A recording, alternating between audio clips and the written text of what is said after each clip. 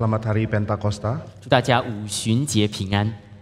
Hari ini kita akan bersama-sama mendengarkan firman Tuhan dari tema Pentakosta dari kitab Yeskiel. 今天我们将从以西结书一同来查考有关五旬节圣灵降临的内容。 Mari kita membaca dari Yeskiel pasal yang ke-37. 让我们一起翻开以西结书37章。 Kita akan membaca dari ayat yang pertama sampai ayat yang ke-14. 我们将一起读第1到第14节。 Saya akan membacakan ayat yang pertama dan saudara membaca ayat yang kedua dengan bahasa masing-masing. 我将念单数节，然后请会众以各自的语言读双数节。 Kita membaca bergantian sampai ayat yang ke-14. 我们将一起轮流来读，如此轮换，一直读到第14节。 Yeskiel 37. 以西结书37章。 Saya memulai membaca ayat yang pertama. Lalu kekuasaan Tuhan meliputi aku dan ia membawa aku keluar dengan perantaraan rohnya dan menempatkan aku di tengah-tengah lembah. Dan lembah ini penuh dengan tulang-tulang. 他使我从骸骨的四围经过，谁知在平原的骸骨甚多，而且极其枯干。 Lalu ia berfirman kepadaku, hai anak manusia, dapatkah tulang-tulang ini dihidupkan kembali? Aku menjawab, ya Tuhan Allah, engkaulah yang mengetahui. 第4节，他又对我说：“你主耶和华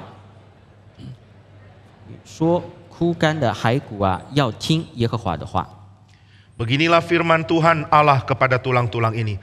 Aku memberi nafas hidup di dalammu, supaya kamu hidup kembali. 我必给你们加上筋，使你们长肉，又将皮遮蔽你们，使气息进入你们里面，你们就要活了。你们便知道我是耶和华。 Lalu aku bernubuat seperti diperintahkan kepadaku, dan segera sesudah aku bernubuat, kedengaranlah suara, sungguh suatu suara berderak-derak, dan tulang-tulang itu bertemu satu sama lain. 我观看，见骸骨上有筋，也长了肉，又有皮遮蔽其上，只是还没有气息。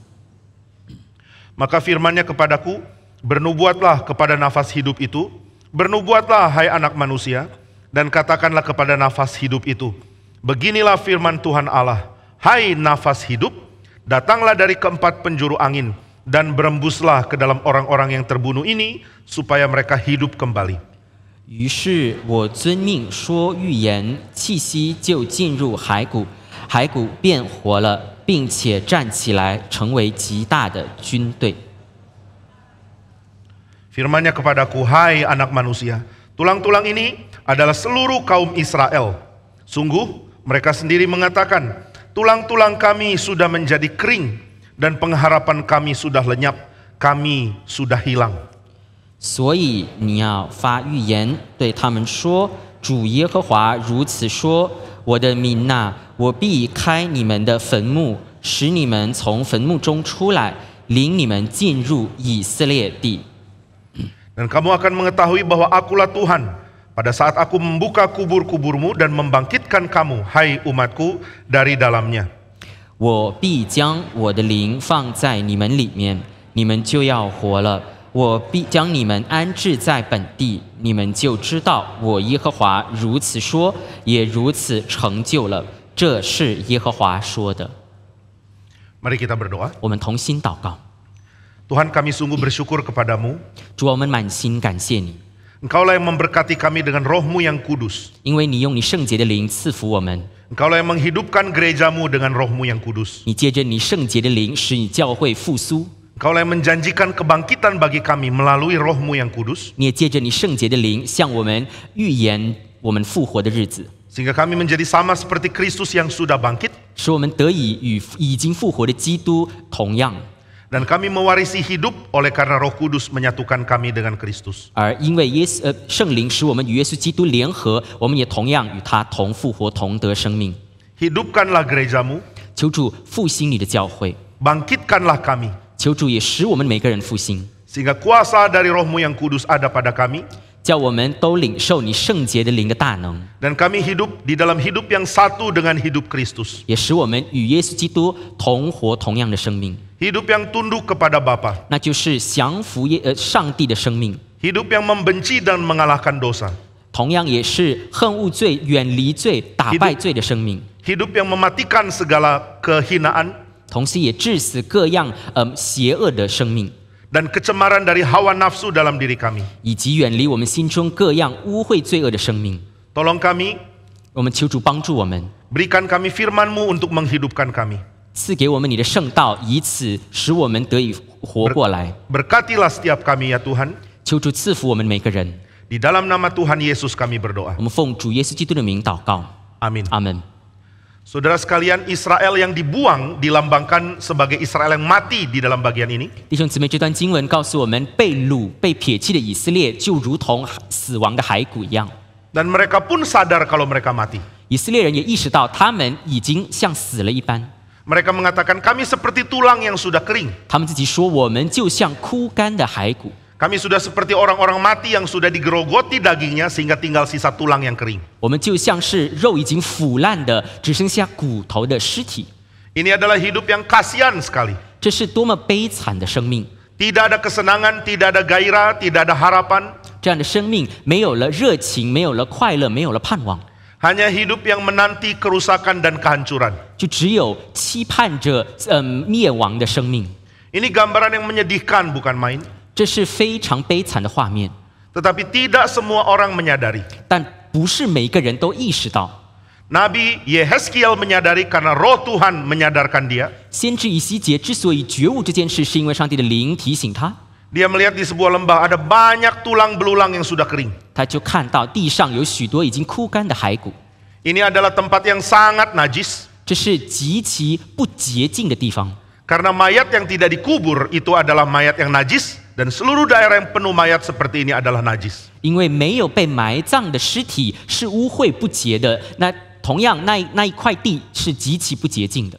Tapi Yehezkiel tidak mengerti makna penglihatan ini. 但是以西结一开始还不明白他所看见的画面。 Tuhan bertanya, bisakah tulang ini hidup kembali? 耶和华问他：这些骸骨可能复活吗？ Dan dia bilang, engkau yang tahu ya Tuhan. 他就对耶和华说：主啊，按你的旨意。 Tapi sebelum diberitahu apa arti tulang-tulang ini, dia tidak tahu. 当时他还不知道这些骸骨代表着什么意义， Dia hanya melihat ada sebuah pemandangan yang mengerikan. 他只是看到眼前有非常可怕的画面， Dia melihat kondisi yang mengenaskan dari manusia-manusia yang sudah mati. 他看到这些已经死掉的人，他们的结局悲惨。 Ini adalah orang-orang banyak yang tidak punya kerabat. 这些都是没有家属的死者， Tidak ada yang peduli untuk tangani mayat mereka. 因为没有人在乎要处理他们的尸体。 Ini adalah orang-orang yang akhir hidupnya dinyatakan najis oleh karena keadaan tidak dikuburkan. 这些人的生命之所以没有人处理他们的尸体，因此被人定为不洁。 Sambil lihat, sambil merasa jijik, sambil merasa ngeri. 先知以西结一边看一边觉得可怕，一边觉得污秽。 Tapi ketika Tuhan beritahu apa artinya ini, dia makin ngeri lagi. 但是当耶和华告诉他所看见画面的意义之后，他更加害怕， Karena ternyata ini adalah lambang dari Israel, bangsanya sendiri. 因为眼前的画面代表着他自己的民族以色列。 Saudara sekalian, kita sering melihat hal yang menyedihkan, mengenaskan. 弟兄姊妹，我们常常看到许多悲惨的、可怕的画面， Tapi kita sulit untuk refleksikan bahwa hal menyedihkan dan mengenaskan itu adalah kita sendiri. 但是我们很少会把眼前可怕的画面联想到我们自己。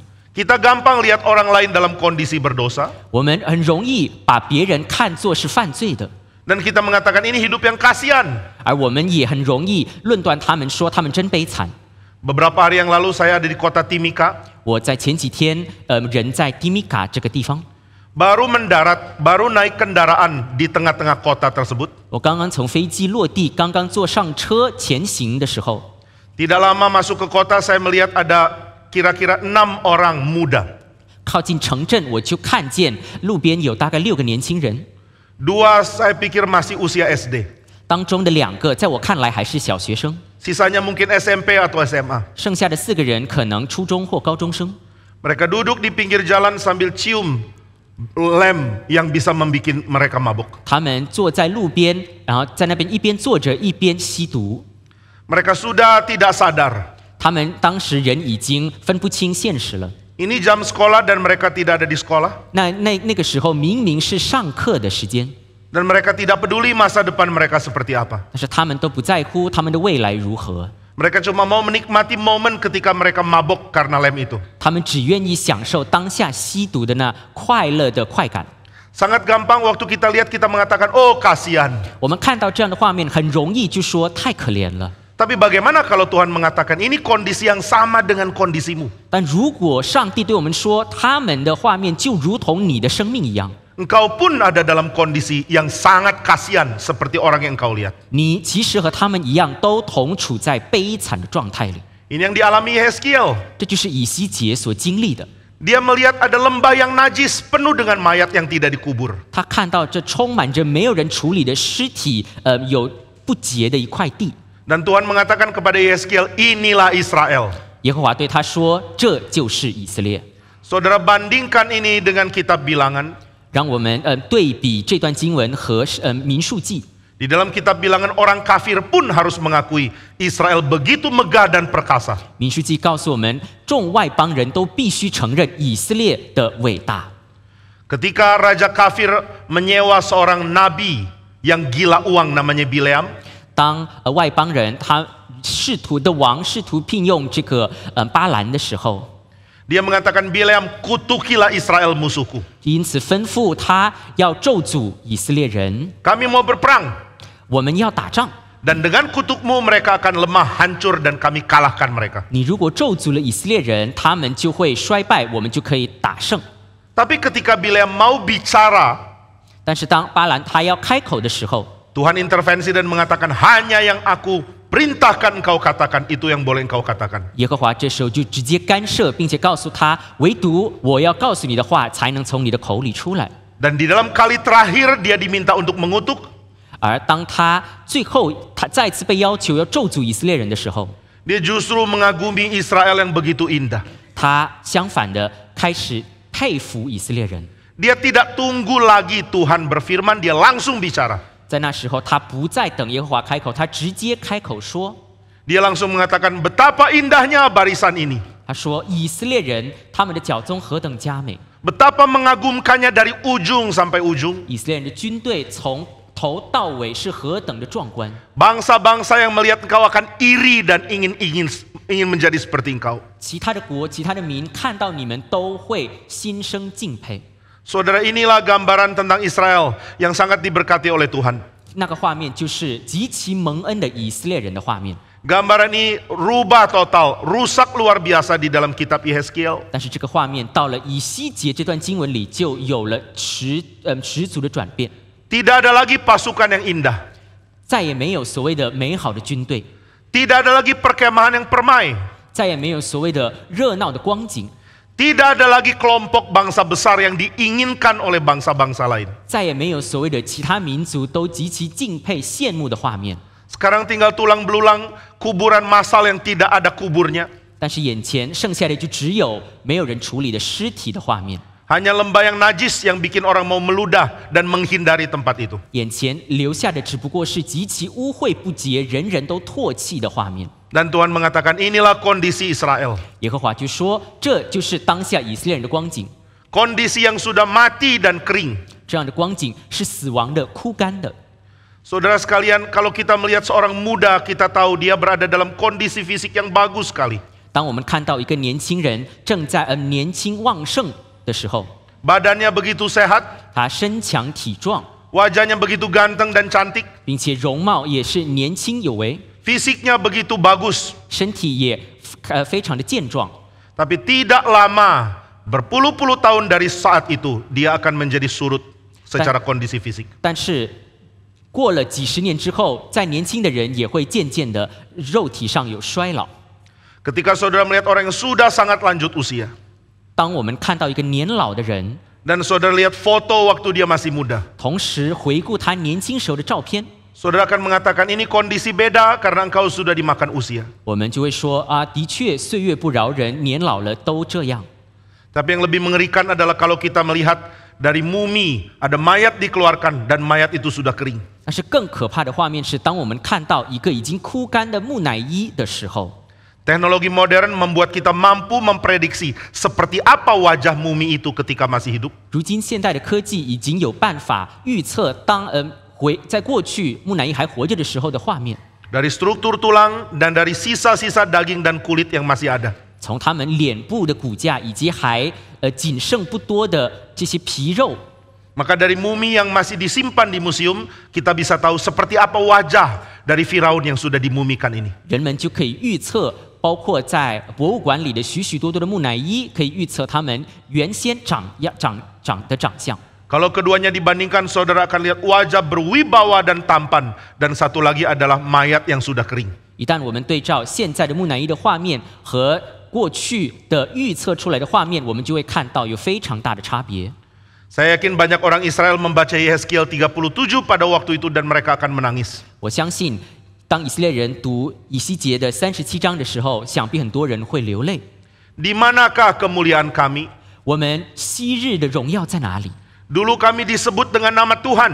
我们过去都被称作是上帝的子民， Dulu kami disebut miliknya Tuhan. 我们被称作是上帝所拥有的国度。 Di dalam kami ditulis nama Tuhan, itu tanda kami adalah dimiliki oleh Tuhan. 甚至我们的名字当中就有耶和华的名字， Dan kami menjadi milik yang sangat dia cintai, yang sangat indah dan sangat bagus. 我们是他眼中的所有，我们在他眼中是极其美好。 Bahkan dia memberikan kami firman, sehingga ketika kami jalankan firman, bangsa-bangsa akan belajar kepada kami. 他耶和华甚至把圣道赐给了我们，当我们领受了圣道，其他的民族都羡慕不已。 Kami menjadi lebih berhikmat dari bangsa-bangsa lain. 我们借着他的圣道，比别的民族更加智慧， Kami lebih kuat dari bangsa-bangsa lain. 我们比别的民族更加强壮。 Bangsa-bangsa lain akan datang dan ingin menjadi seperti kami. 其他民族都会来到我们当中，愿意像我们一样。 Tapi apa yang terjadi? Kenapa kami sekarang seperti tulang kering? 但如今的我们为什么如同枯干的骸骨呢？ Yang terjadi adalah sumber hidup sudah mereka tinggalkan. 那是因为以色列人已经离开了生命的源头。 Di dalam Alkitab sumber hidup adalah Allah. 圣经告诉我们，生命的源头是耶和华。 Allah disebut Allah yang hidup, El Hai dalam bahasa Ibrani. 耶和华被称作是永活的主，希伯来文就是 El Hai。 Allah adalah sumber hidup dan seluruh hidup ditopang oleh Dia. 耶和华是生命的源头，一切的生命都由他托住。 Tapi ada dua jenis hidup di dalam alam ini. 但是大自然中有两种生命， Nah, ini pikiran dari seorang dari abad pertengahan yang sangat-sangat brilian bernama John Duns Scotus. 这是中世纪的一个非常杰出的哲学家的思想，他叫做约翰邓斯。 Di dalam alam ada hukum, ada aturan yang membuat seluruh keberadaannya diatur dengan baik. 他说，大自然当中有所谓的自然律，借着这个律，大自然当中的一切事情变得有序。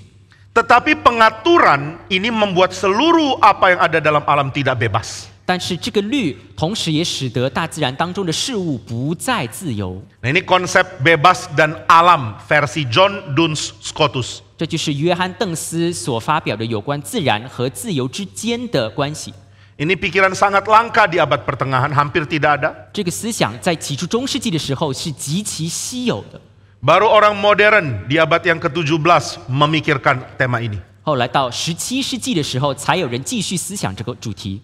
Mereka mulai pikir yang natural itu tidak bebas karena berfungsi berdasarkan hukum yang ada. 那时候人们思考，所谓的自然，因为要受自然律的约束，因此不再自由。 Sedangkan manusia tidak harus mengikuti hukum yang ada karena manusia bisa memanipulasi dan memanfaatkan hukum alam yang ada. 但是人之所以有能力操控甚至超越自然律，因此人不需要一定要受自然律的约束。 Nah, ini pikiran orang modern. 这是当时现代人的思想。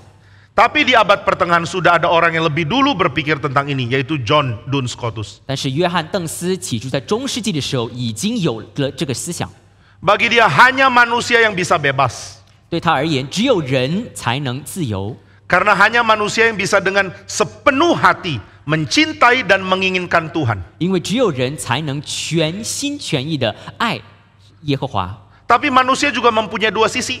但同时，人也有两面， Sisi lama yang masih sama dengan alam, 一面是与自然同样的那一个旧的一面， dan sisi baru yang mencintai keadilannya Tuhan. 另一面是新的，是爱上帝公义的一面。Berdasarkan sisi yang lama, kita adalah orang yang tidak bebas. 根据旧的一面，我们是不自由的人。 Kenapa tidak bebas? 为什么不自由呢？ Karena baik rasio maupun keinginan kita hanya menjalankan apa yang normal, apa yang wajar dikejar oleh apapun manusia yang ada di dunia. 因为无论是我们的理性还是我们的意志，我们都只懂得去寻求对自然当中的人来看为最自然的事。 Saudara mau bertahan hidup, itu normal. Semua makhluk hidup mau lakukan ini.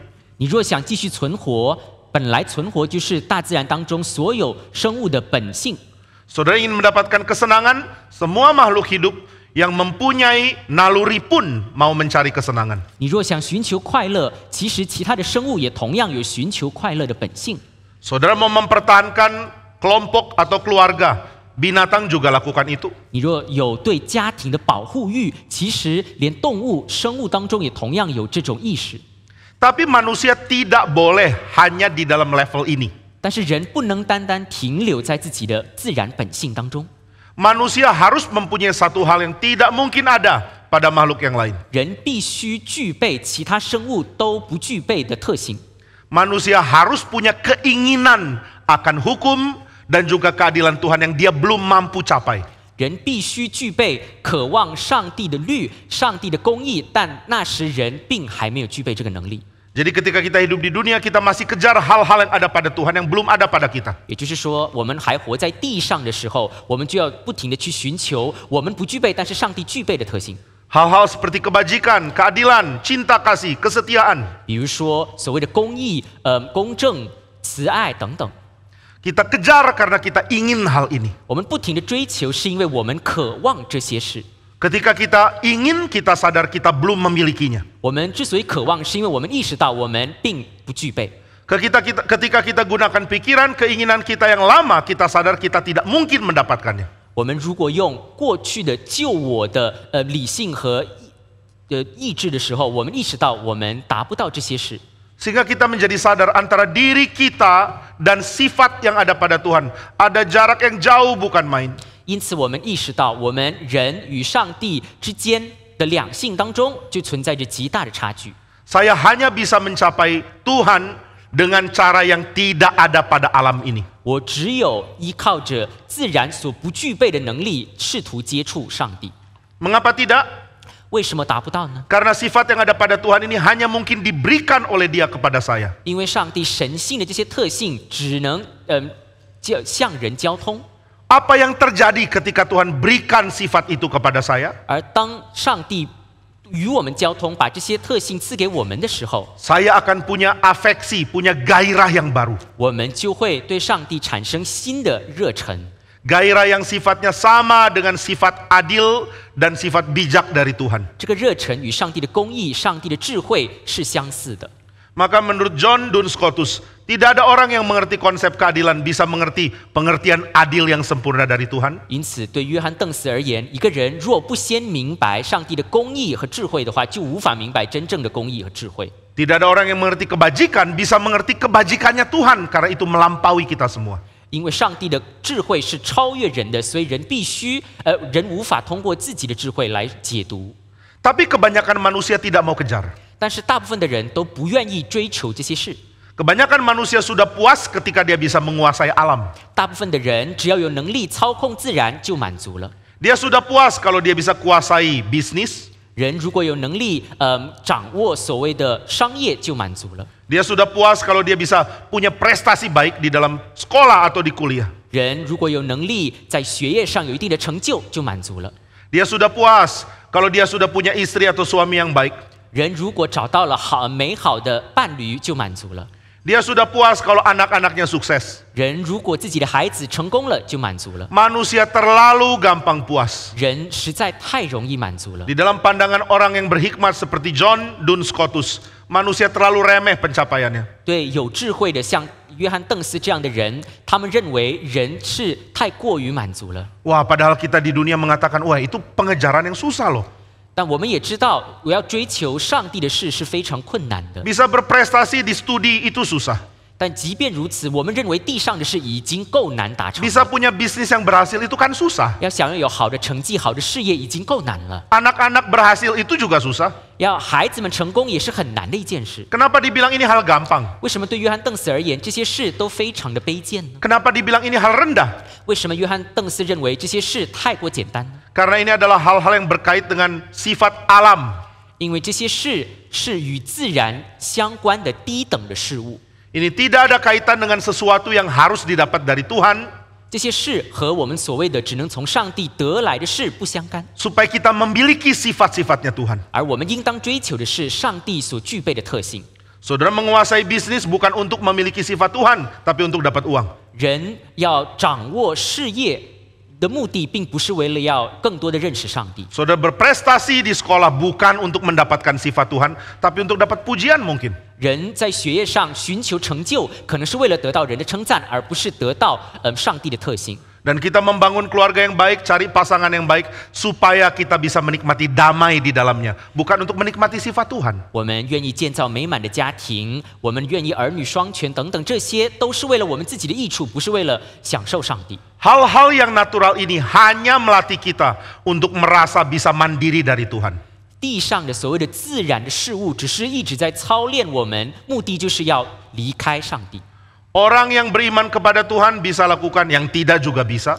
对上帝有信心的人，对上帝没有信心的人都能达成的事，叫做自然的事。 Kita tidak bisa bilang hanya orang Kristen yang bisa sukses. 我们不能说只有基督徒才能成功。 Saya ingat ketika masih remaja ada dua tetangga ya, rumah di sebelah kiri dan sebelah kanan rumah saya. 我还记得我少年的时候呢，家里有左右各有一个邻居， Di sebelah kanan ini adalah keluarga Kristen, 住右边的是基督徒邻居， yang sebelah kiri agama lain. 住左边的我忘了是什么别的宗教。 Yang Kristen ini Kristen yang betul-betul suka bicara hal Kristen. 基督徒邻居呢，他常常把各样基督徒的事挂在嘴边。 Mereka punya keyboard di rumah, 他们家里有电子琴， dan satu orang anggota keluarga akan main dan mereka akan nyanyi lagu-lagu rohani. 其中的一个家庭成员会弹琴，弹的时候他们全家一起唱诗。 Kalau ketemu terutama ibunya ya, itu senyumnya luar biasa lebar. 我每次见到他们家的母亲的时候，他们每次都笑得特别灿烂， Ramah bukan main. 而且特别的彬彬有礼， Jauh lebih ramah dari wajah saudara sekarang. 比大家当中很多的人的脸还要好。 Wah, kalau bertemu, halo apa kabar, dari mana, Tuhan memberkati. 每次见面都会很热情的问候，并且说上帝祝福你。 Kata-kata Tuhan sering sekali muncul dari keluarga ini. 这个家庭常常把上帝的话挂在嘴边， Sedangkan di sebelah yang satu 但是我们另外一边的邻居呢， juga sangat agamis. 他们也其实非常的属灵， Cuma alirannya lain. 只是他们是不同的宗教。 Mereka juga suka mengucapkan kata-kata yang bukan bahasa Indonesia tapi agama mereka. 他们也常常把他们宗教的一些话挂在嘴边。 Jadi rumah saya di tengah-tengah dua versi surga. 所以当时我家呢，可以说是在两种版本的天堂中间。 Tapi karena saya tetangga mereka, kadang-kadang bisa terdengar hal-hal yang tidak mau didengar dari dalam rumah. 但因为我是他们共同的邻居，所以我有时候我能听见他们不太愿意别人听见的话。 Nah, versi surga yang Kristen tadi 那所谓的这个基督徒的这个天堂版本这一边呢， ternyata versi yang cukup mengagetkan di dalam. 他们的版本其实是令人惊奇的版本。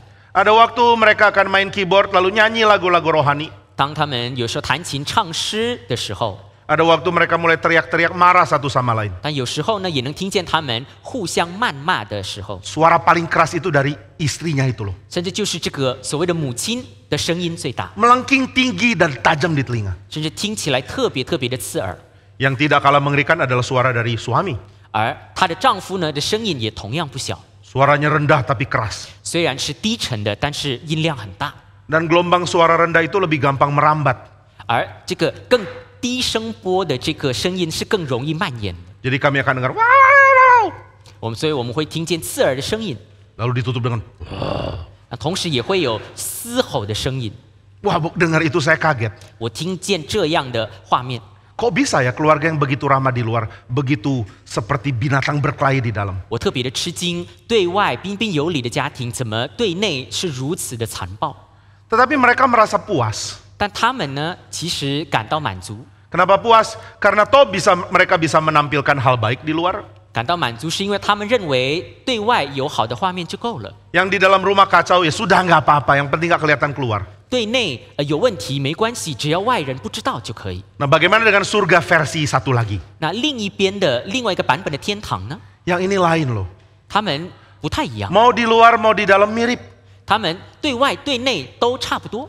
Saya mendengarkan sang bapak di rumah sebelah kiri punya nasihat bijak untuk anak-anak dan istri. 我听见他们家里的父亲呢，对妻子、对儿女们都说很有智慧的话。 Dan mereka semua anak dan istri ini dengar nasihat bapaknya dengan baik. 而做妻子的、做儿女的都认真的听父亲的话。 Kadang saya diundang minum teh sama anaknya, teman saya. 有时候呢，他们家的孩子是我的朋友，就会邀请我到他们家喝茶。 Dan saya melihat rumah yang diatur dengan baik, dengan anak-anak yang sopan dan orang tua yang sangat harmonis. 我看到他们家呢，父母关系协调，而且孩子们也都很有礼貌，家里也非常的有序。 Di rumah yang sebelah saya juga sering diundang karena anaknya juga teman saya. 但是基督徒那个家庭呢，同样他们的孩子也是我的朋友，我也常常受邀。 Tapi menu mereka Coca-Cola agak lebih bagus sedikit. 他们给我的饮料呢稍微好一点，不是茶，而是可口可乐。 Di dalam rumah begitu berantakan 但家里呢有些脏乱， dan keramahan yang di luar hilang di dalam.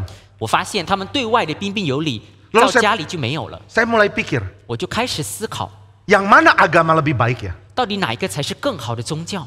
Yang satu kacau, yang satu baik. 一个杂乱，另外一边有序。 Saya tanya mama, mana agama yang lebih baik? 我问我妈妈，哪一个宗教更好呢？ Lalu mama saya mengatakan, jangan anggap yang satu itu lebih baik, meskipun kelihatan baik di dalam dan di luar. 我妈妈就说：“你不要因为你肉眼看到的外面和里面都好，你就直接断定那个宗教更好。 Yang Kristen perlu bertobat, agama Kristen harusnya tidak seperti ini ekspresinya. 但是我们的基督徒的邻居，他们确实需要悔改，他们有问题。 Tetapi menjadi keluarga yang baik itu tidak tentu membuat engkau dekat dan ada di dalam Tuhan. 但是你即便有一个好的家庭，那并不等同于你与主越来越亲近。 Bisakah saya mengejar relasi baik, menahan diri, bersifat sabar, bersifat baik, sehingga saya bisa cocok dengan banyak orang? Bisa? 我在操练自己做一个忍耐的、良善的、更公义的人的同时，是否可以讨人喜悦呢？当然可以。 Apakah ini bagian dari keadilan dan sifat Tuhan atau sesuatu yang alami? 这个是所谓的自然的事物，还是说是跟上帝的本性相关的事呢？ John Duns Scotus mengatakan ini alami. 对约翰·邓斯而言，这是自然的事。 Membina keluarga baik alami.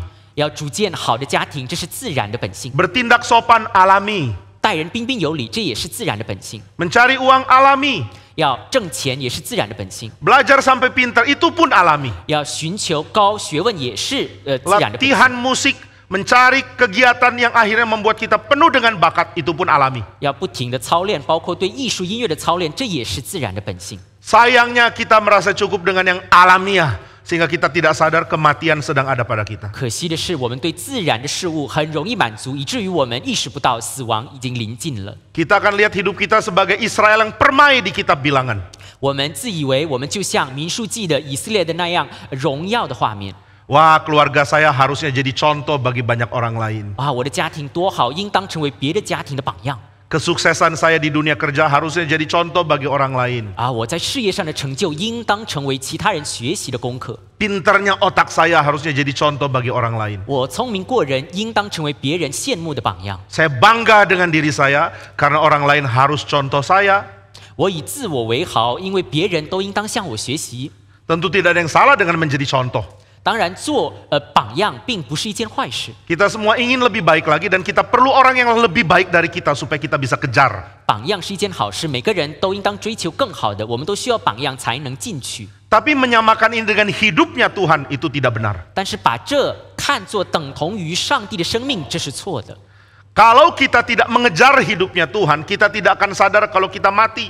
我们若不追求上帝的生命，我们就无法觉悟我们正在死亡。 Dan sayang kita ditipu dengan hal-hal alamiah yang kita bisa kuasai dengan hebat. 可惜的是，我们常常被这些我们自以为能操控的自然的事物欺骗了， Sehingga kita tidak sadar kalau kita harusnya mati-matian mengejar Tuhan. 以至于我们无法觉悟，我们应当做的就是不停的卖命的追求上帝。 Saudara, seorang pemikir di zaman modern bernama William Paley. 有一个现代的思想家叫做威廉培利， Dia mengatakan kalau Allah menciptakan alam ini seperti seorang pembuat jam menciptakan jam. 他就用钟表匠来类比上帝和世界的关系。 Jamnya akan bergerak secara otomatis karena ada pegas yang ditaruh di dalamnya. 钟表之所以能够自动的运行，是因为当中已经备好了机械。 Lalu ada pegas yang punya power, kemudian ada escapement yang membuat jam itu teratur. 这个机械当中不仅仅有发力的功能，同时也有让钟表可以有序发动的功能。 Sehingga begitu mesinnya beres, dimasukkan ke dalam case, selesai. 因此，只要机械没问题，放进了这个外壳之后，这钟表就没问题。 Sang pembuat jam tidak lagi ikut campur, 钟表匠做好了之后，不再对钟表干涉， dan jamnya akan berjalan sendiri dengan baik. 钟表就能自己完好的运行。 Inilah alam kita. 这就是我们自然的类比。 Tuhan menciptakannya dengan begitu indah. 上帝如此奇妙的造了大自然， Lalu dia selesaikan penciptaan. 他完成了创造之功， Setelah itu dia selesai, tidak perlu lagi atur dan berkait dengan dunia ini. 然后上帝就不再需要对大自然进行干涉， Karena dunia ini akan berjalan dengan normal seperti yang dia sudah desain dan dia tidak perlu campur lagi. 因为大自然已经按照上帝原初的计划那样完好的运行，不再需要干涉。 Seringkali ini yang kita pikir tentang hidup, 我们常常用这样的思考模式来思想我们的生命 sehingga，kita tidak sadar kita perlu hal yang sebenarnya akan membuat kita mati tanpanya. 这导致我们无法觉悟，我们没有上帝就会死亡。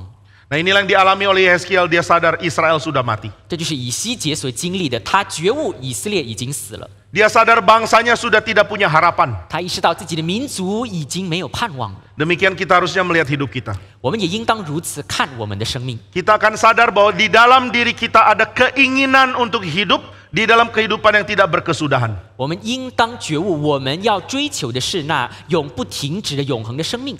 Di dalam diri kita ada hidup yang menginginkan persekutuan dengan hidup yang utama, yaitu hidupnya Tuhan. 我们当中的生命其实应当渴望与那生命的源头，我们的上帝相连。 Di dalam diri kita ada hidup yang hanya menikmati hidup dengan relasi perjanjian dengan hidup yang ada dalam diri Allah. 我们当中的生命应当以上帝为乐，以上帝与我们之间约的生命为乐。 Sudahkah kita sadari hal ini? 我们是否觉悟这件事呢？ Sebab segala hal yang kita capai sekarang tidak akan memuaskan hidup ini. 因为我们现在所追求的各样成就都无法使我们的生命满足。 Apa yang kita miliki, apa yang kita kejar, pelan-pelan mulianya akan sirna. 我们所拥有的，我们所追求的地上的事，会渐渐失去光芒。 Saudara, kadang-kadang kita bisa punya keinginan yang besar sekali akan sesuatu. 弟兄姊妹，有时候我们在地上会有非常大的愿望， Begitu keinginan itu akhirnya terpenuhi, kita hanya mengatakan, oh hanya ini saja kah? 而当这个愿望得到满足的时候，我们就会意识到，也不过如此。 Kalau cuma ini apa gunanya saya mencapai dengan susah payah hal ini? 要是真不过如此的话，我何必大费周章追求呢？ Seorang vokalis dari Seattle, dari Amerika, seorang vokalis musik rock, dia tembak dirinya sampai mati. 曾经，美国西雅图有一个这个乐团的主唱，他最后选择自杀。 Dia baru berumur 27.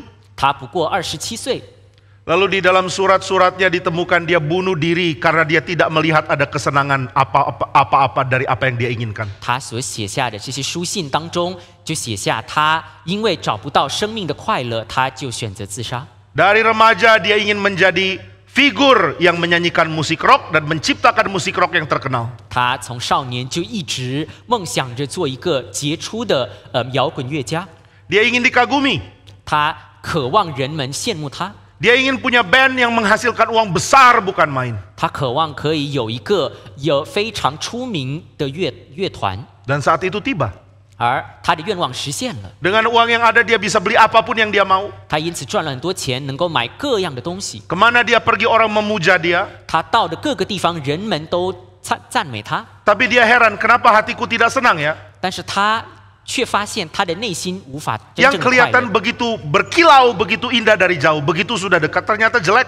他原先遥远的看非常美好的画面，一旦得到了，发现也不过如此。 Saya benci orang-orang terus menerus minta tanda tangan, minta foto, minta mendekat ke saya. 他甚至开始讨厌、憎恨那些不断的亲近他、要他签名的人。 Padahal dulu saya mimpi-mimpikan situasi ini. 但是他以前却渴望这样的画面可以实现。 Saya benci lihat uang yang terlalu banyak. 他现在看到许多的钱，就开始讨厌。 Padahal dulu saya sangat ingin kondisi ini. 但是他起初却特别渴望有钱。 Kalau begitu apa lagi yang bisa menyenangkan? 这样的话，我到底怎样才能快乐呢？ Hidup begitu kosong, 我的生命是空虚的， dan tidak ada guna. 是无用的， Lebih baik saya mati. Dia ambil pistol dan tembak dirinya. 不如死了算了。他就拿起枪对自己的头开了一枪。 Betapa kasihan orang yang hidup memiliki segala hal tapi tidak diizinkan mempunyai kemampuan menikmati. 这种在人生当中拥有许多的事却没有能力享受的人是多么悲惨。 Hidup kita diberikan oleh Tuhan untuk menikmati bersatu dengan hidupnya Tuhan. 上帝赐给我们生命，是要我们与上帝的生命相连。 Setelah kita ada di dalam dosa, tidak mungkin kita secara natural menginginkan ini. 但是我们一旦犯了罪，在罪恶当中，我们无法靠着自然的本性找。 Itu sebabnya John Duns Scotus mengatakan kalau Tuhan tidak memberi dirinya untuk bersatu dengan kita, kita tidak mungkin memiliki hidupnya dia. 因此，约翰邓斯告诉我们，若不是上帝主动的分享他的生命与我们相连，我们就无法与他相连。 Tuhan mengerti hal ini. 上帝明白这事。 Meskipun sudah ada Israel, Tuhan tahu Israel saja belum cukup, harus ada Sang Mesias. 上帝知道有以色列还不够，还需要弥赛亚来拯救以色列。 Sebesar apapun kemajuan Israel, pada akhirnya mereka menjadi tulang belulang yang kering. 以色列无论起初多么的荣耀兴盛，到最后也依然做枯干的骸骨。 Dan sebagian dari mereka mulai sadar. 而以色列部分的人开始觉悟： Oh Tuhan, siapakah kami? 哦，上帝啊，我们算什么呢？ Kami hanya mayat yang kering, tulang belulang yang sudah terbuang, kami najis. 我们只不过是枯干的、被人丢弃的、污秽的骸骨。 Bisakah kami balikan situasi ini? Tidak. 我们还能否扭转局面呢？我们没有办法。 Kami tidak bisa kembali, kami tidak bisa baik, kami tidak bisa punya pengharapan selain di dalam Tuhan. 我们无法回到过去，无法变得更好。我们只有在耶和华里有盼望。 Ketika orang Israel mengatakan, adakah harapan? 当以色列人发问有没有盼望的时候， Inilah pertanyaan yang Tuhan tanya kepada Yeskiel. Bisakah tulang-tulang ini hidup kembali? 这就是耶和华向以西结发出的问题：这些骸骨有办法活过来吗？ Bayangkan kalau saudara yang jadi Yeskiel. 想象自己如果是以西结的话， Saudara berdiri melihat sekumpulan tulang belulang yang sudah kering. Tulang belulang orang loh. 当我们看一群已经枯干的人的骸骨的时候， Lalu Tuhan lewat rohnya berkata kepada saudara, mungkinkah tulang belulang ini hidup kembali? 而当耶和华用他的灵对我们发问这些骸骨有没有可能活过来的时候， Secara normal kita akan bilang, enggak mungkin Tuhan, mana mungkin ini hidup lagi. 我们当然非常自然的会认为，怎么可能活过来？都已经枯干了。 Jangankan tulang yang kering, orang yang sudah dinyatakan mati pun, sudah declared dead, dia tidak mungkin hidup lagi. 我们不用说这些枯干的骸骨，就连刚刚死去，真的是已经被判为死亡的人都没办法活过来。 Tapi Yeskiel tahu Tuhan tanya ini untuk tujuan yang melampaui pikiran dia. 但是以西结知道，耶和华如此发问，是为了要显明超越他所想的事。 Maka dia lebih suka menantikan apa yang Tuhan akan kerjakan pada tulang belulang ini, sehingga dia bilang, engkaulah yang tahu ya Tuhan. 以西结因此渴望看见耶和华如何动工，因此以西结就说：“耶和华，你是知道的。” Lalu Tuhan mengatakan, kalau begitu engkau yang bernubuat. 耶和华接着说：“那这样由你来预言。” Yeskiel menjadi sadar. 以西结就觉悟， Ini nubuat bersifat simbol yang nanti akan jadi genap. 这个预言只不过是一种象征，这象征着日后要成全的事。 Bahwa Tuhan berencana mengerjakan hal yang indah dan mulia kepada Israel. 那就是象征着耶和华日后要对以色列行美好的功。 Meskipun saat ini mereka hanya tulang kering. 即便现在他们不过是枯干的骸骨， Maka Yeskiel mengucapkan nubuat yang berasal dari Tuhan. 因此以西结就说出了由耶和华而来的预言。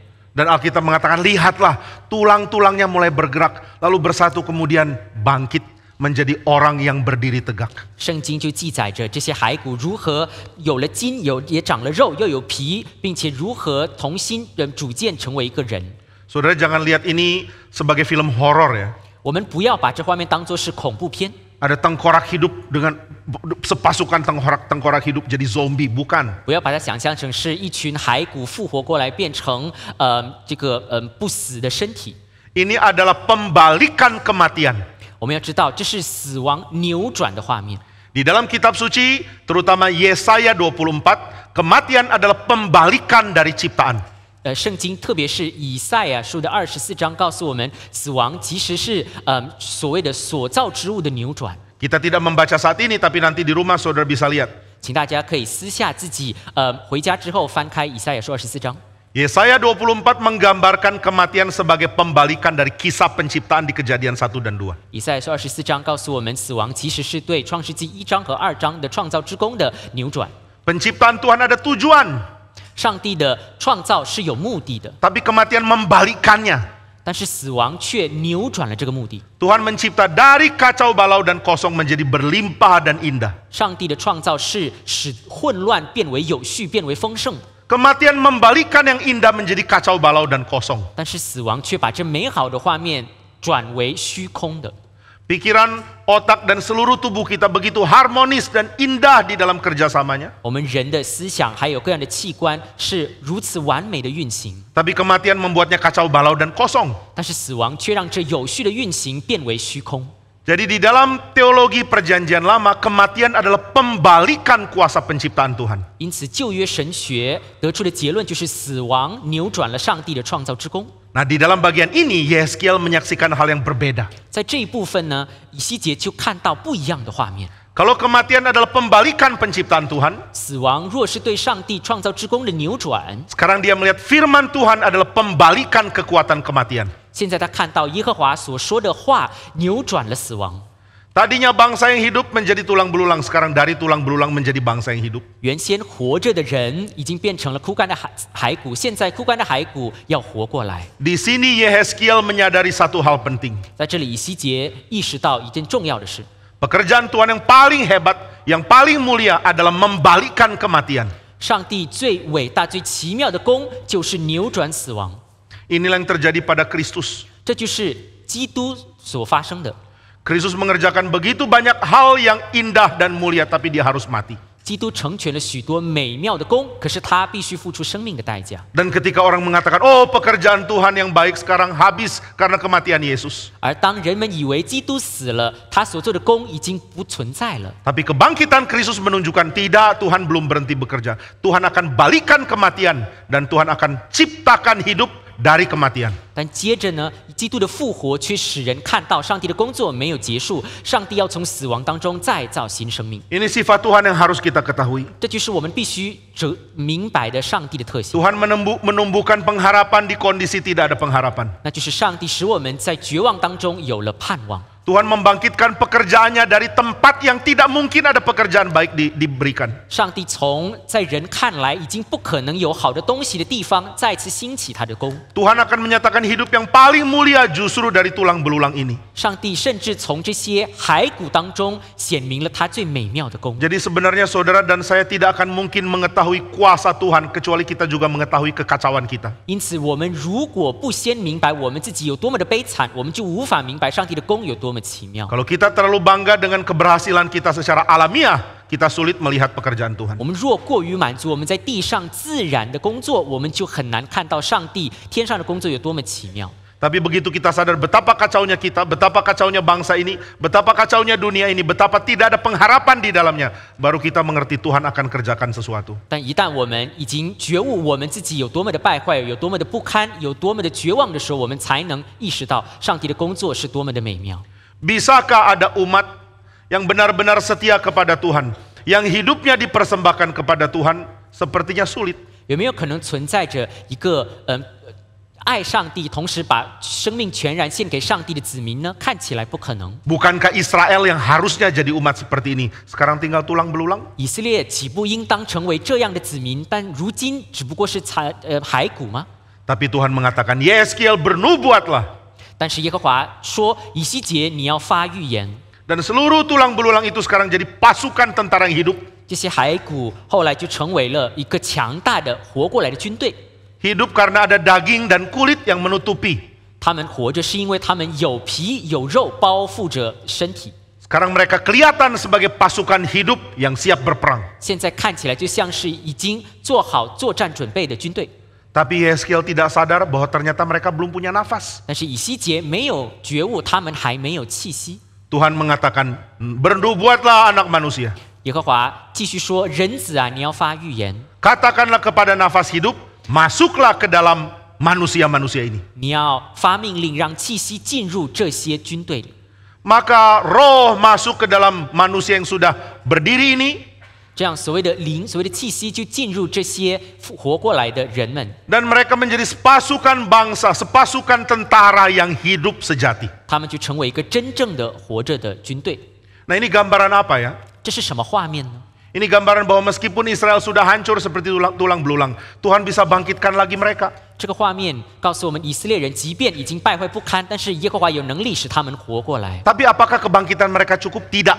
但是他们活过来够吗？并不够。 Mereka perlu roh masuk ke dalam diri mereka. Baru mereka bisa menjadi umat yang sejati. 他们需要灵进入到他们的生命，才能使他们做真正的上帝的子民。 Kalau tulang belulang adalah lambang dari Israel dibuang, 骸骨如果象征着被丢弃的以色列人， berarti tulang belulang yang kembali menjadi manusia utuh. Ini adalah lambang kembalinya Israel. 意味着已经活过来的新的军队，象征着要复兴的以色列。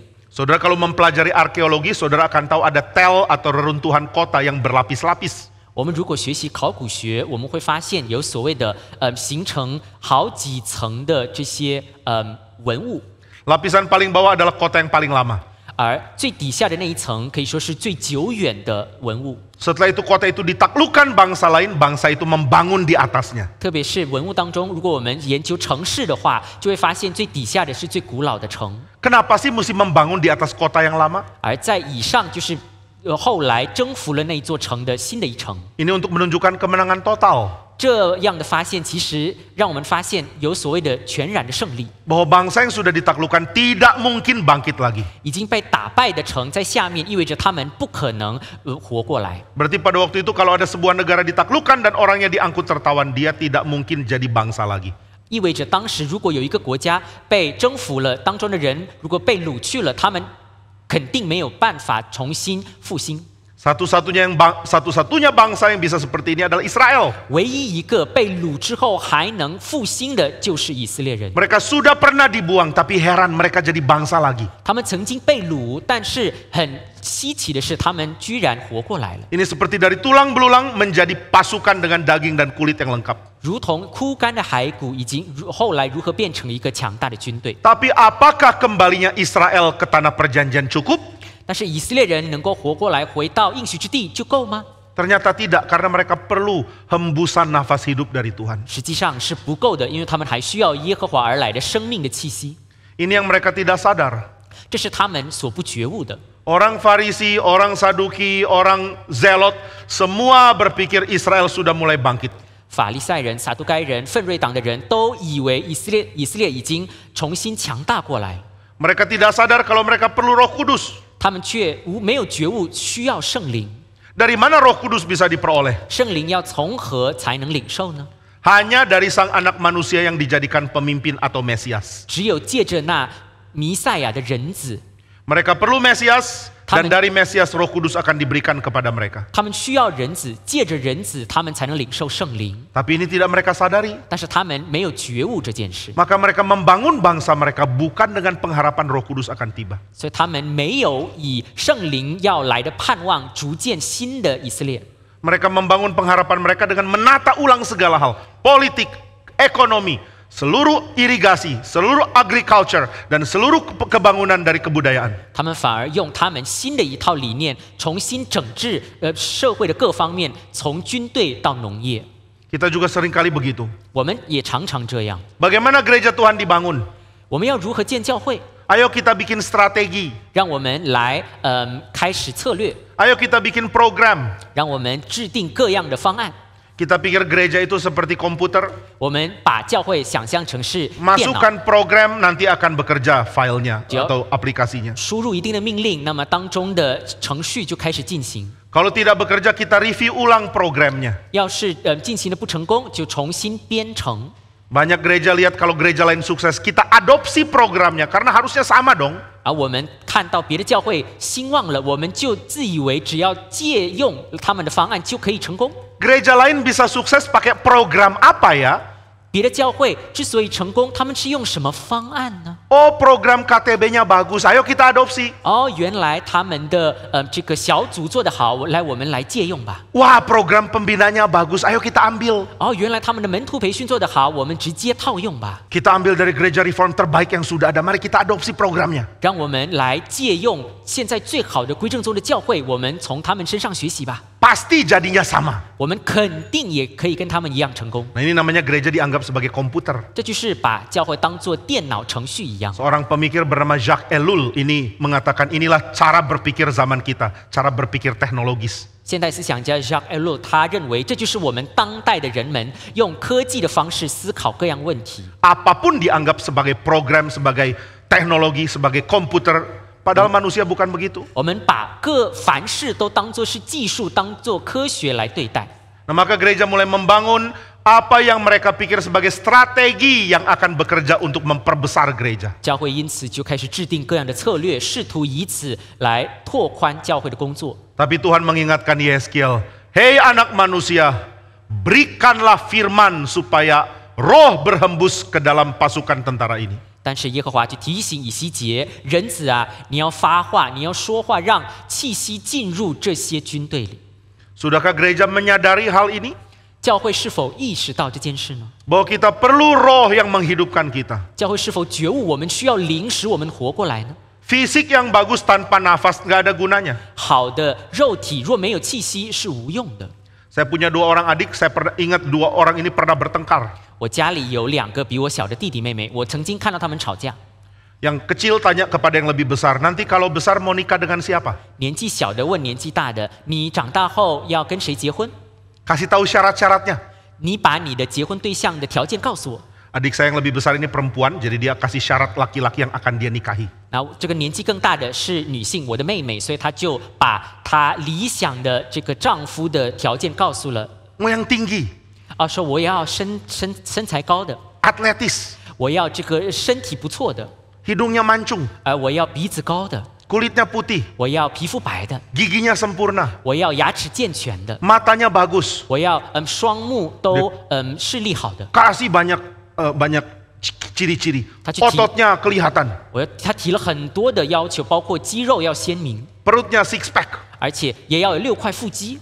Adik saya yang kecil tanya lagi, sudah? 然后我最小的那个弟弟就问他：“你说完了吗？” Lalu adik yang lebih besar bilang, sudah. 我的妹妹就说：“说完了。” Lalu adik saya yang kecil bilang, kamu lupa satu hal. 然后我的弟弟就说：“你还忘了一件事。” Apa? Saya nggak lupa kok. Sudah segini. 没有啊，怎么可能呢？我全都提了呀。 Benar ya, segini ya. 真的哈，你都全都提了哈， Tidak ada tambahan lagi. 不再加任何事情哦。 Tidak, sudah pasti yang segini. 不加了，就要这些。 Lalu adik yang kecil bilang, kamu sebenarnya lupa satu hal. 最小弟弟就说：“你其实忘了一件事。” Adik saya yang lebih besar tanya, apa sih yang saya lupa? 我的妹妹就问他：“我到底忘了什么呢？” Kamu lupa bilang bahwa orang ini harus hidup. 你忘了说你要的是一个活人。 Nanti kamu dapat orang yang ganteng, hidungnya mancung, kulitnya putih, tapi sudah mati. 你万一拿到了，就找到了一个帅哥的皮肤白、鼻子高，可是他死了的话呢？ Yang besar bilang, itu kan otomatis. 然后我的妹妹就说：“哎，我不说是因为自然而然嘛。” Yang kecil bilang, nggak bisa, saya sudah tulis, nggak harus hidup. 我的弟弟就说：“没办法，你没有提要活的。” Ini mirip loh dengan gereja. 这和教会是相似的。 Kamu berharap gerejamu kayak apa? 你指望你的教会变成什么样的教 Oh 会？ ya, jemaatnya banyak, 我指望教会的人多， gedungnya besar, 教会的教堂很大， uangnya banyak, 教会的钱很多， tapi lupa satu hal, 但是忘了一件事： hidup nggak? 这教会是活的吗？ Jangan-jangan kita punya gereja besar yang mati. 万一大的教会却是死的怎么办？ Nah, ini yang Tuhan katakan kepada Yeskiel. 这就是耶和华对以西结说的话。 Berfirmanlah anak manusia, Ren- roh masuklah ke dalam tubuh-tubuh ini. 人子啊，你要发预言，你要发话，让气息进入这些身体里。 Ketika murid-murid lihat Yesus bangkit, mereka rasa punya confidence yang besar. 当门徒们看见耶稣复活了，他们就有十足的信心。 Yesus sudah bangkit, apalagi yang kita takuti? 耶稣已经复活了，我们还怕什么呢？ Kami sudah dengar ajaran-ajarannya, sekarang kami mengerti. 我们已经听了，也明白了他教的各样的教训。 Dia sudah 40 hari bersama dengan kami kasih kursus tambahan. 他复活了40天，也还给我们加课。 Intensive course, kami sudah mengerti semuanya. 他给我们许多密集的课程，我们都明白了。 Kami sempurna secara teologi. 我们现在在神学上已经完美 Kami 了。 berani secara semangat karena guru kami sudah bangkit. 我们的主已经复活了，因此我们有十足的勇气。 Kami punya kekuatan untuk merubah dunia. 我们认为有能力改变世界， Kami siap pergi. 我们已经做好了准备出去。 Tapi Tuhan bilang, tunggu di Yerusalem. 但是主告诉他们要在耶路撒冷等待， Tunggu apa lagi? 还要等什么呢？ Tunggu Roh Kudus datang. 等圣灵降临。 Engkau tidak bisa melakukan apapun tanpa aku. 你们若没有我，你们什么都做不到。Dan satu-satunya pribadi yang akan menyatukan engkau dan aku adalah Roh Kudus. 而唯一一个能使你们与我联合的那个位格就是圣灵。 Saudara, tanpa Kristus kita ini domba-domba tidak bergembala. 弟兄姊妹，没有了基督，我们就像是走散了的羊群。 Tanpa Kristus kita ini akan menuju kematian dan sia-sia menjalani hidup. 没有基督，我们在地上的日子只是突然的面向死亡。 Tanpa Kristus segala kekacauan dan penyakit dan dosa yang kita kerjakan akan membuat kita dimatikan dalam penghakiman. 没有了基督，我们所犯的一切的罪，我们所得到的一切患难，都只会使我们在绝望当中死亡。 Tanpa Kristus kita tidak ada harapan. 没有基督，我们就没有盼望。 Bagaimana aku bisa memiliki Kristus? 我们要怎么样才能有基督呢？ Hanya kalau roh yang ada pada Kristus juga ada pada saya. 只有当基督的灵也同样与我们同在的时候， Hanya kalau roh yang ada pada Kristus ada pada gereja, baru gereja menjadi gereja yang hidup. 只有当基督的灵与教会同在的时候，才能使教会活过来。 Mari jadi gereja yang hidup. 让我们都做活的教会， Yang keinginan terbesarnya adalah memuaskan hati Bapa. 让我们都做一个只愿意成全父的心意的教会。 Yang kegiatannya terbanyak adalah untuk mengasihi dan menjadi berkat. 让我们做各样的活动的时候，都只盼望荣耀主名，做多人的祝福。 Yang pengharapan terbesarnya adalah untuk Kristus segera datang karena cintanya kepada Kristus. 让我们所存的盼望，就是盼望基督快来，因我们爱基督。 Jadilah gereja yang seperti ini. 让我们都做这样的教会， Jadilah gereja yang menginginkan kesatuan dengan Kristus. 让我们都渴望可以与基督联合的教会， Jadilah gereja yang ingin meninggikan Kristus. 让我们做一个愿意高举基督的教会， Jadilah gereja yang ingin membuat orang-orang semua kenal Allah yang sejati. 让我们都做愿意使万人都认识真神上帝的教会。 Dan ini hanya mungkin karena Roh Kudus memimpin kita. 而这只有当圣灵指引我们的时候才做得到。 Biarlah di dalam hari Pentakosta ini kita ingat kembali pentingnya mempunyai nafas hidup dari Roh Allah. 愿今天圣灵降临节的时候，我们可以更好的意识到，有领受上帝的气息是何等的重要。 Kiranya Tuhan memimpin gereja kita 愿上帝继续带领我们的教会， dan memberikan hidup yang melimpah melalui Roh Kudusnya. 也愿上帝借着他的圣灵，将丰盛的生命赐给我们。 Kita bersyukur ada di dalam GRII. 我们感恩，因为我们在归正福音教会里， Sebab melalui gereja ini kita dibuka untuk lihat ada begitu banyak pekerjaan yang sepertinya mustahil ternyata bisa dikerjakan. 因为借着归正福音教会，我们看见许许多多在人看来不可能成就的工作，却一一的成全了。 Maka ke depan kita memohon supaya Tuhan terus memberi hidup, rohnya yang berkuasa memimpin gerejanya. 因此，我们盼望日后上帝继续使我们活过来，使他的圣灵带领他的教会。 Dan kiranya Kristus dipermuliakan melalui gereja yang dipenuhi dengan roh. 也愿基督借着由他的圣灵充满的教会得高举得荣耀。 Mari kita berdoa. 我们同心祷告。 Bapa di surga, kami bersyukur kepadamu. 我们在天上的父，我们感谢你， Sebab berkat-Mu yang paling besar bukanlah berkat secara fisik, 因为你最大的祝福不是物质的祝福， juga bukan berkat yang diingin-inginkan dunia. 也不是世界所渴望的祝福。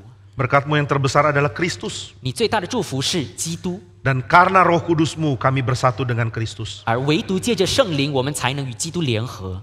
Di dalam Kristus kami memiliki segalanya. 在基督里，我们得到了一切， Dan karena roh kudus kami dijamin untuk terus memilikinya selama-lamanya. 而借着圣灵，我们有了拥有基督与基督联合永远的确据。 Kami bersyukur kepadamu. 主啊，我们为此感谢你， Topanglah gerejamu ini. 求主托住你的教会， Kasihanilah ya Tuhan. 求主怜悯你的教会。 Biarlah roh yang hidup bergerak dengan aktif di dalam kami. 愿你活着的灵在我们当中不停的动工， Dan kami menjalankan kehendaknya. 使我们可以遵行他的旨意， Kami peka terhadap tuntunannya. 使我们可以觉悟敏锐他的带领， Dan kami setia mengikuti dia.